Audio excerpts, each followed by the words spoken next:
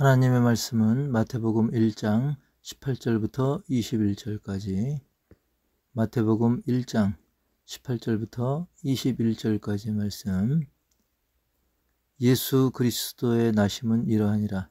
그의 어머니 마리아가 요셉과 약혼하고 동거하기 전에 성령으로 잉태된 것이 나타났더니 그의 남편 요셉은 의로운 사람이라 그를 드러내지 아니하고 가만히 끊고자 하여 이 일을 생각할 때에 주의 사자가 현몽하여 이르되, 다윗의 자손 요셉아, 네 아내 마리아 데려오기를 무서워하지 말라.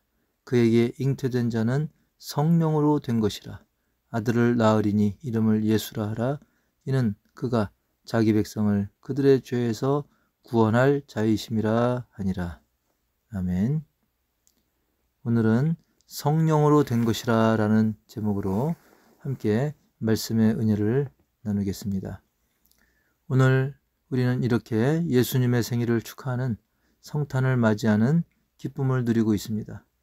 그런데 말씀을 통해 예수님의 탄생을 자세히 들여다보면 하나님의 놀라운 계획이 신기할 정도로 착착 들어맞는 것을 볼 때 그야말로 보고 또 봐도 신기하고 역시 하나님이시구나 하며 감탄할 수밖에 없습니다. 전에 제가 한 설교 중에서 성경 66권이 앞뒤가 기가 막히게 들어맞는다고 했었는데 예수님의 탄생 또한 그렇습니다. 예수님에 대한 구약의 많은 예언들이 하나도 틀림없이 이루어졌는데 그중 하나가 바로 남자를 통하지 않은 처녀를 통해서 예수님이 태어났다는 그런 사실입니다. 이것은 흔히 하는 말로 대박, 아니 슈퍼 초울트라 대박, 그런 말을 다 동원해도 부족할 정도로 놀라운 사건입니다. 세상 모든 지식, 학문, 과학, 의학, 그 모든 것을 동원해도 설명이 불가능한 그런 일인 것이죠. 오늘 마태복음 1장 23절 본문을 보면, 보라, 처녀가 잉태하여 아들을 낳을 것이요 그의 이름은 임마누엘이라 하리라 하셨으니, 이를 번역한 즉 하나님이 우리와 함께 계시다 함이라 라고 했는데, 사실 이것은 이미 오래전 구약성경 이사야 7장 14절에서 이미 예언했던 그런 일인 거죠. 7장 14절, 이사야 7장 14절을 보면, 이러므로 주께서 친히 징조를 너희에게 주실 것이라. 보라, 처녀가 잉태하여 아들을 낳을 것이요 그의 이름을 임마누엘이라 하리라 라고 이미 예언했고 그 말씀이 이루어진 것입니다. 혹이라도 어떤 사람은 처녀도 아기 갖는 거 그거 있는 일 아닙니까? 요즘도 처녀들 아기 갖던데요. 사실 그거랑은 격이 다르죠. 그런 건 사실 속도 위반으로 이제 표현하는데 그런 일과는 차원이 다릅니다.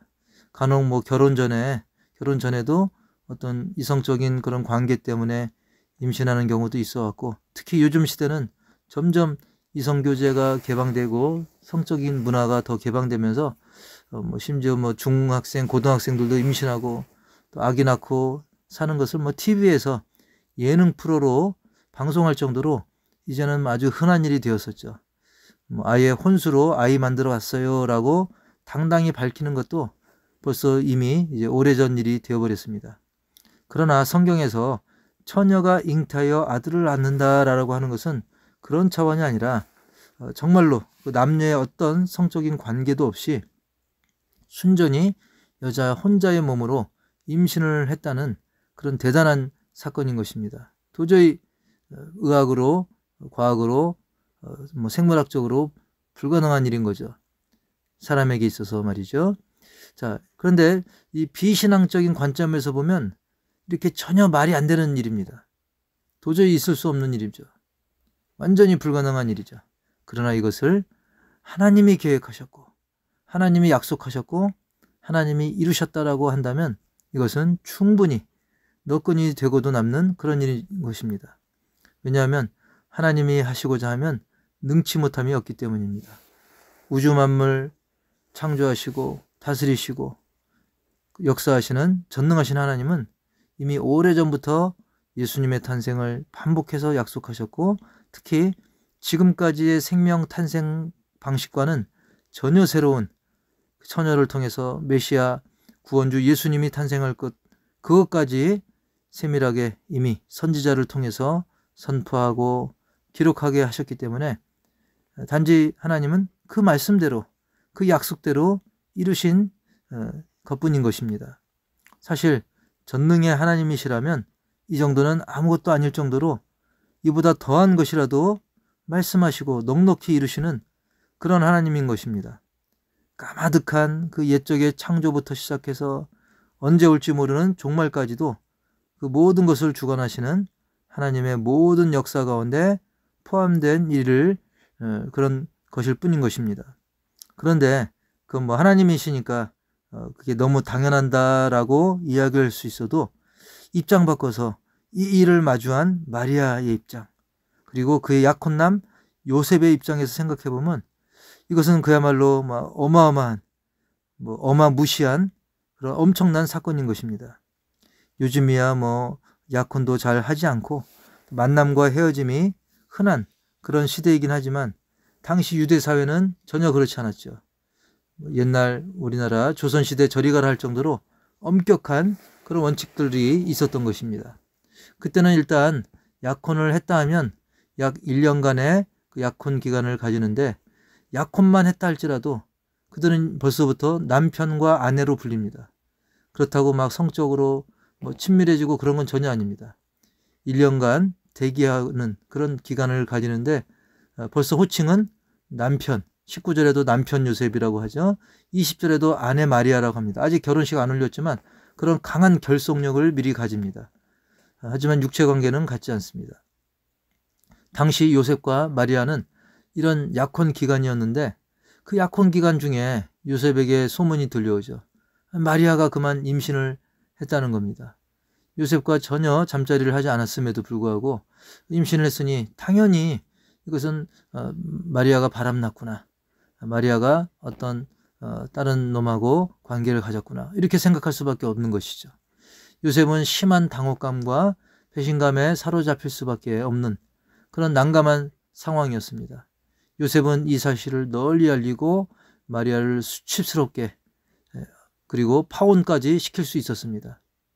그러면 마리아는 당시 율법에 따라 간음죄로 인해서 돌에 맞아 죽을 수도 있는 그런 심각한 상황이었던 거죠. 하지만 그렇게 되면 요셉은 나는 옳았어. 나는 이렇게 당당하고 의로운 사람이야 하면서 자신의 의를 드러낼 수도 있었던 상황입니다. 하지만 요셉은 진정으로 의로운 사람이었기 때문에 자신의 어떤 감정대로 일 처리하기보다는 최대한 마리아를 배려해서 조용히 이혼 증서를 써주고 관계를 깔끔하게 정리하려고 했습니다. 그래서 마리아도 보호해주고 또 자신도 앞으로 살 길을 새롭게 또 계획을 해나갈 수 있기 때문이죠. 오늘날 많은 사람들은 하나님의 영광과 이웃의 유익을 같이 생각하기보다는 어떤 자신의 감정, 이기심에 치우치면서 거기에 공의를 갖다 붙이고 정의를 갖다 붙이는 경우가 많은데 그런 것과는 전혀 다른 판단이었죠.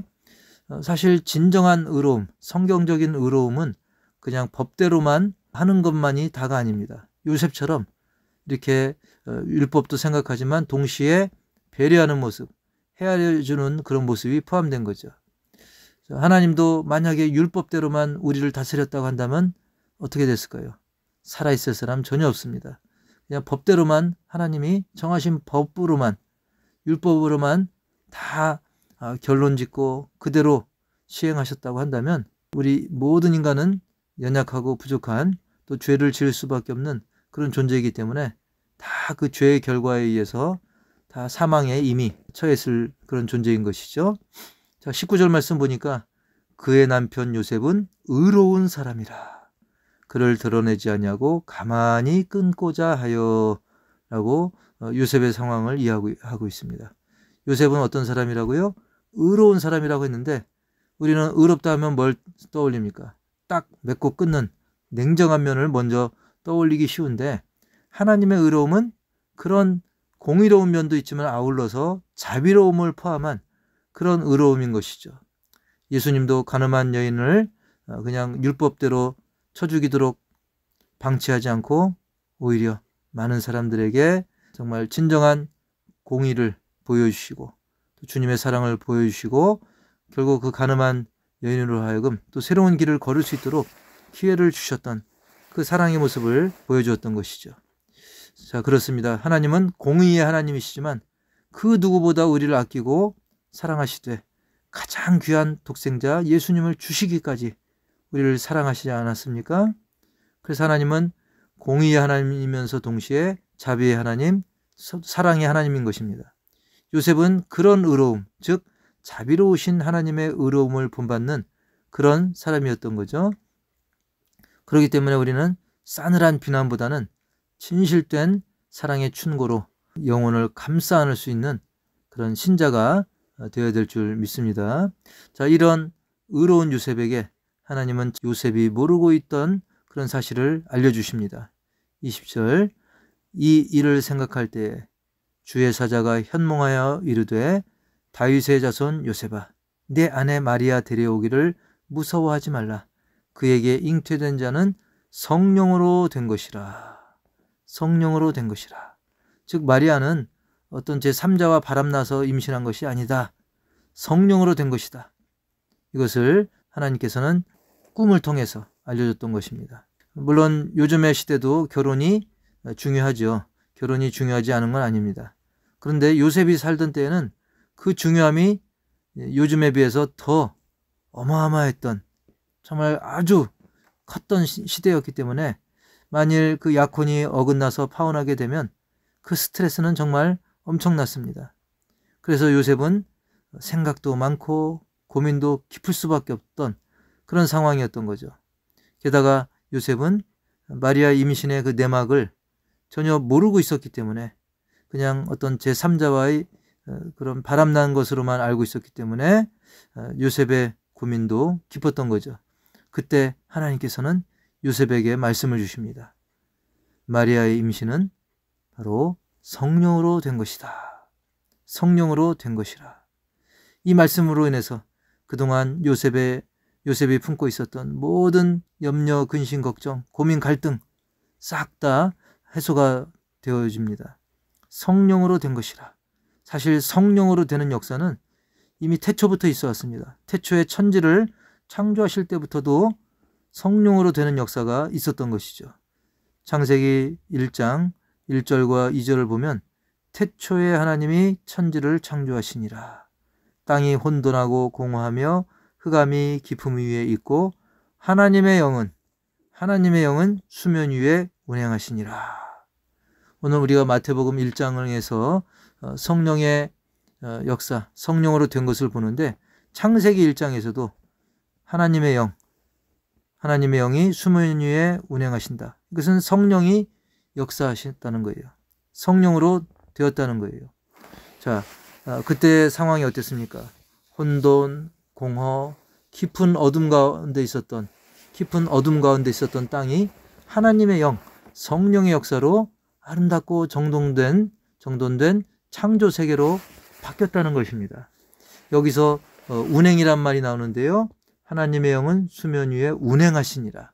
이 운행이라고 하는 것은 성경 원어로 새가 알을 품고 돌리는 것을 의미합니다. 여러분, 새가 알을 품을 때는 그냥 가만히 있는 것이 아니라 그 알을 돌려줘서 체온이 고루고루 전달될 수 있도록 합니다. 그래서 그 어미새의 체온이 그 품고 있는 알 속으로 고루고루 전달되면서 그 새로운 생명이 태어나듯이 성령님의 온기가, 성령님의 그 강력한 역사가 우리에게 전해진다면 그 모든 혼돈, 공허, 불완전함이 바로잡혀서 아름다운 모습으로 창조의 능력으로 변화를 받게 되는 것이죠. 요셉의 입장에서 보면 그동안 그토록 혼란스러웠던 모든 상황들, 인간의 모든 미묘하고 복잡한 감정들, 율법의 조항들, 그리고 내 가족의 입장, 게다가 아내 마리아와 그 장인 장모 그쪽 집안의 입장, 게다가 주변 이웃들의 시선, 이 모든 것을 고려하고 판단하는 거 얼마나 피곤한 일입니까? 게다가 그가 어떤 판단을 내렸을 때 과연 하나님께서는 나의 판단과 결정을 어떻게 생각하실까? 이 모든 것을 생각해 보면 정말 너무나 머리가 아플 지경인 것이죠. 이런 요셉의 모든 상황을 아시는 하나님께서는 요셉에게 확답을 주셨습니다. 그 답은 다른 것이 아닙니다. 이는 성령으로 된 것이라. 이렇게 성령의 역사이심을 하나님은 요셉에게 알려주시고 게다가 그 다음 걸음까지 친히 알려주시죠. 21절 보니까 아들을 낳으리니 이름을 예수라 하라. 이는 그가 자기 백성을 그들의 죄에서 구원할 자이심이라 하니라. 할렐루야. 그렇습니다. 성령으로 잉태된 아들의 정체 그리고 그의 미래까지도 주님은 알려주셨던 것이죠. 그 이름은 예수이고 그 이름의 뜻대로, 예수란 이름은 구원자란 뜻인데 그 이름의 뜻대로 자기 백성을 그들의 죄에서 구원할 자다. 이것까지도 자세히 알려주신 것이죠. 이렇게 도저히 풀리지 않던 그런 수수께끼 같고 해결되지 못할 엉킨 실태라 같은 그런 상황들이 너무나 아름답게 해결이 되었고 요셉은 이러한 하나님의 말씀을 믿고 적극 순종함으로 구세주 예수 그리스도의 탄생에 자기 역할을 잘 감당을 했던 것입니다. 사랑하는 성도 여러분, 이 성탄을 맞이한 요즘의 세상은 어떻습니까? 우리가 성탄절에 어떤 인사를 하죠? 메리 크리스마스. 메리는 밝고 쾌활하고 명랑하고 행복하고 그런 느낌의 단어지만 그런 인사말이 무색할 정도로 뉴스를 틀어봐도 그렇고요. 세상의 많은 모습들을 봐도 여전히 태초에 있었던 그런 혼돈, 공허, 흑암의 땅과 같은 그런 모습을, 그런 현실을 우리가 마주하고 있는 것입니다. 그리고 요셉이 겪었던 그런 상황처럼 그 심각한 고민, 갈등이 가득 찬 모습을 우리가 오늘날 바라보고 있지 않습니까? 심지어 세상이 미쳐 돌아간다라는 말이 있을 정도로 세상은 이렇게 험악한 시대를 맞이하고 있습니다.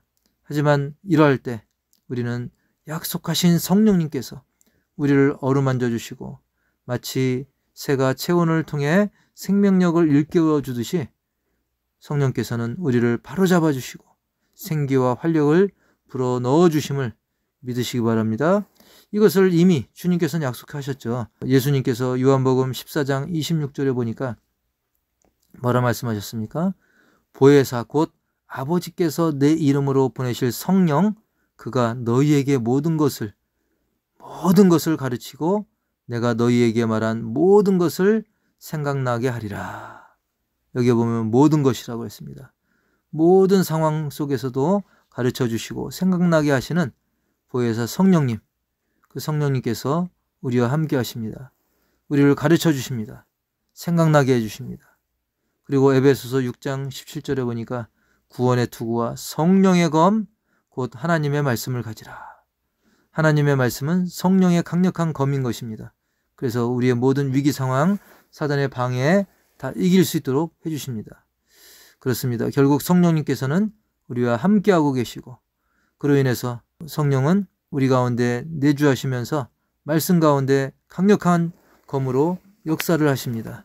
그렇기 때문에 우리가 결국 성령께서 하신다는 사실을, 성령께서 나를 사용하시고 인도하신다는 그런 사실을 우리가 믿으면 시험 들 일도 없고 혹 연약해서 우리가 시험에 든다 할지라도 금방 일어날 수가 있다는 사실입니다. 하지만 그저 성령을 미루고 성령의 인도하심에 순종하지 않고 그냥 인간의 정으로, 인간의 감정으로 또 육정으로 사람의 정으로만 하려다 보면 서운하고 섭섭하고 시험에 드는 것이죠. 그래서 우리는 오늘 말씀대로 성령님의 역사 가운데 말씀으로 오신 그런 예수님의 탄생, 성탄을 맞아서 진심으로 주님의 성탄을 축하하는 한편 예수님의 탄생, 이 성탄은 십자가의 죽음을 거쳐서 부활 승리로 열매를 맺어서 이제 우리는 그 주 예수 그리스도를 믿음으로 온갖 죄악과 죽음, 미래에 대한 불안, 갈등과 혼란을 이기고 주님의 승리와 영생에 동참하게 되었다는 것입니다. 이러한 예수님의 탄생을 우리는 축하하지 않을 수가 없고 기뻐하지 않을 수 없는 것입니다. 그리고 그 주님께, 그 예수님께 선물을 해드리고 싶은 것입니다. 여러분, 무엇을 선물하시겠습니까? 그 선물은 다른 것이 아닙니다. 바로 우리가 예수님의 이름으로 찬양하고 예수님의 이름으로 예배하고 헌신하고 그리고 사랑하는 가족과 이웃을 돌아보고 전도하고 사랑하시되 바람 같은 인간의 정보다는 영혼을 살리고 혼돈과 공허를 바로잡는 성령의 인도하심으로 더 깊이 진심으로 사랑함으로 좋은 열매 맺는 성령의 아름다운 열매를 맺는 저와 여러분이 되기를 주님의 이름으로 간절히 축복합니다. 이것을 주님이 기뻐하실 줄 믿습니다. 하나님 아버지, 오늘 성탄을 맞아서 성령으로 된 것이라 라는 제목으로 말씀의 은혜를 나눴습니다. 마리아의 그 처녀 잉태 사건은 전능하신 하나님의 관점에서 너무나 당연한 것이고 주님이 약속했던 일인 것입니다. 이것이 놀라운 기적으로 여겨지고 세상 사람들은 믿지 않지만 우리는 반드시 이것은 하나님의 약속이 이루어지는 그리고 그것이 성령으로 이루어진 일임을 분명히 믿습니다. 그리고 요셉이 보여주었던 것처럼 성경적 의로움은 그 놀라운 하나님의 사랑과 자비를 포함한다는 것을 또한 깊이 새겨봅니다. 하나님, 이 모든 역사 가운데 성령께서 하셨다는 사실을 우리가 놓치지 말게 하시고 창조부터 또 지금까지 그리고 앞으로 종말까지도 성령께서 우리 가운데 계시고 역사한다는 사실을 우리가 한순간도 잊지 말고 성령님과 동행하는 그런 복된 삶이 될 수 있도록 인도하여 주옵소서. 그래서 인간의 정의에 의지하기보다는 성령님께 의지하고 성령의 인도하심을 받는 우리 모두가 되게 하여 주시옵소서. 그래서 우리가 성령님과 동행하면서 이 세상 모든 혼돈과 공허함을 성령의 인도하심으로 이겨내고 또 성령의 인도하심에 따라 전도하고 주님의 탄생의 의미를 깊이 새기고 증거하는 우리 모두가 다 될 수 있도록 인도하여 주옵소서. 그래서 가족을 사랑하고 이웃을 사랑하고 원수까지도 사랑하는 성령으로 되는 그런 놀라운 역사를 체험하고 간증하게 하여 주시옵소서. 이 시간 또한 주님의 이름으로 드린 물질 그리고 우리의 모든 헌신, 봉사 주님 받으시고 기뻐하시고 놀라운 은혜로 응답으로 넘치도록 채워 주시옵소서. 지금은 우리 주 예수 그리스도의 은혜와 하나님 아버지의 크신 사랑과 성령님의 내조교통, 인도하심, 성령으로 되어지는 역사, 성령으로 이미 되었고 되어지고 앞으로 계속 이루실 것을 믿는 우리 믿음의 심령들 가정 또 선교지 위에 또 어두운 곳에서도 주님의 소망 또 성령으로 될 줄 믿고 믿음으로 계속 정진하는 그 모든 심령들 그 가정마다 이제로부터 영원토록 함께 있을지어다. 아멘. 이 시간 기도하실 때 우리 호산나 교회 모든 가족들의 영육 강건함을 위해 이 나라 이 민족 또 복음 통일과 북녘의 성도들 열악한 선교지와 선교사님들 탄압받는 민족과 국가들 그리고 동역하는 많은 우리 동역자들 또 선교사님들 아프신 분들의 회복을 위해서도 기도하시고 교육관이 더 은혜롭고 감사 충만한 공간이 될 수 있도록 또 전도 대상자를 놓고 또 교회 주변의 모든 도로 환경 개선을 위해서 그리고 성탄의 의미를 깊이 새기고 진심으로 축하하며 또 다시 오실 주님을 준비하는 우리 모두가 될 수 있도록 그리고 새해가 밝았는데 새해에 더욱더 하나님의 은혜가 충만할 수 있도록 성령 충만할 수 있도록 우리 다 같이 합심해서 기도하기 원합니다.